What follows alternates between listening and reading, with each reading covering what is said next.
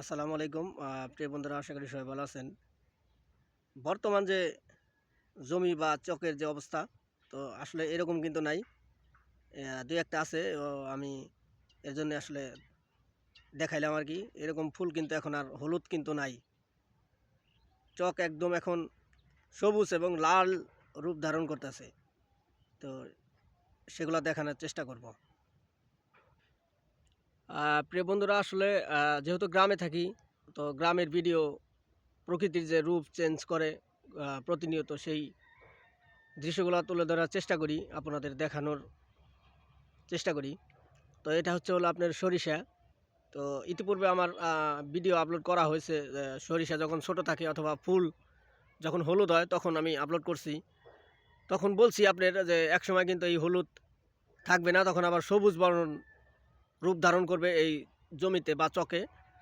তো সেই সবুজই কিন্তু এখন দেখা যাইতেছে, চতুর্দিকে সবুজ। কিছু কিছু ক্ষেতের সরিষা কিন্তু অলরেডি পাক ধরছে বা ধরতেছে। তো সেখানে কিন্তু লাল বর্ণের বর্ণিত হচ্ছে আর কি, এই যে দেখেন। তো এখন এই সবুজ কিন্তু থাকবে না, আবার লাল বর্ণে বর্ণিত হবে এই জমি বা চক। আমাদের দেশে গ্রামে মূলত দুইটা আইটেমের সরিষা আবাদ করে। একটা হচ্ছে যে আপনি দেখতে পাইতেছেন, এটা হলো অনেক বড় জাতের, মানে হলুদ বর্ণের হয়ে থাকে। তো আমি যদি একটা ভেঙে দেখাই, যে এটা কিন্তু আমার ভাঙাই আছে, এটা আমার আসলে কোনো দোষ নাই। এই দেখেন, এটা কিন্তু মারা গেছে।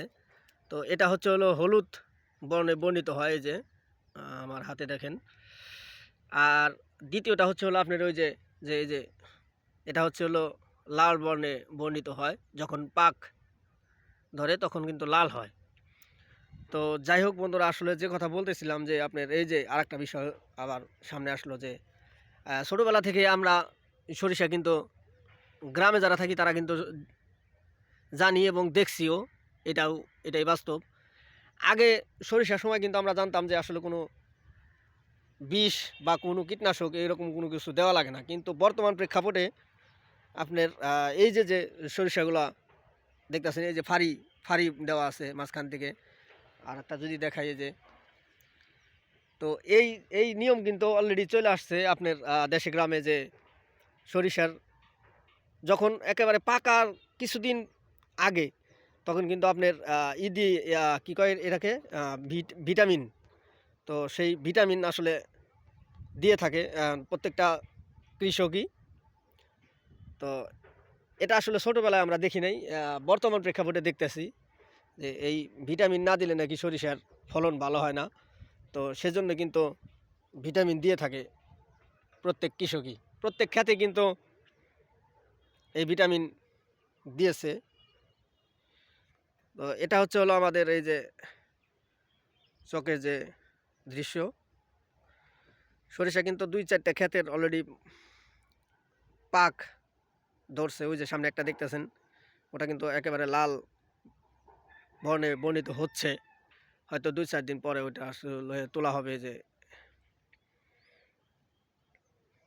আগে কিন্তু প্রত্যেকটা ক্ষেতই ছিল আপনার হলুদ, এখন কিন্তু সেই হলুদ নাই। এখন কিন্তু সবুজ এবং লালে রূপান্তরিত হচ্ছে আর কি। চতুর্দিকে ঘুরিয়ে দেখালাম। এটা হচ্ছে কৃষিকাজের একটা পার্ট।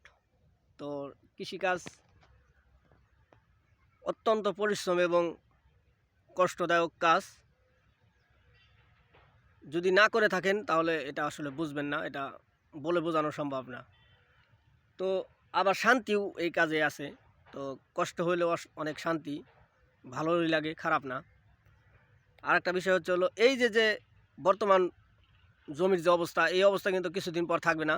এখানে কিন্তু আবার ধান রোপণ করা হবে, ধান বোনা হবে ইনশাল্লাহ। তখনও ভিডিও তৈরি করব, আপনাদের দেখানোর চেষ্টা করব। তো ভিডিও অনেক লম্বা হয়ে গেছে। প্রিয় বন্ধুরা, সবাই ভালো থাকবেন। আমার ভিডিওটা অবশ্যই আপনারা লাইক, কমেন্ট, শেয়ার দেবেন। যদি নতুন কেউ দেখেন, আমার আইডিটা সবাই ফলো দেবেন। সবার জন্য শুভকামনা রইল। দেখা হবে আবার অন্য কোনো ভিডিওতে। সে পর্যন্ত সবার সুস্বাস্থ্য ও দীর্ঘায়ু কামনা করি। সবাই আমাকে সাপোর্ট করবেন। সবার কাছে আমার প্রত্যাশা। মোট কথা হচ্ছে সবাই সবাইকে সাপোর্ট করব। তো আজকের ভিডিও এ পর্যন্তই। সবাই ভালো থাকবেন। দেখা হবে আবার অন্য কোনো ভিডিওতে। আসসালামু আলাইকুম ওয়া রাহমাতুল্লাহি ওয়া বারাকাতুহু।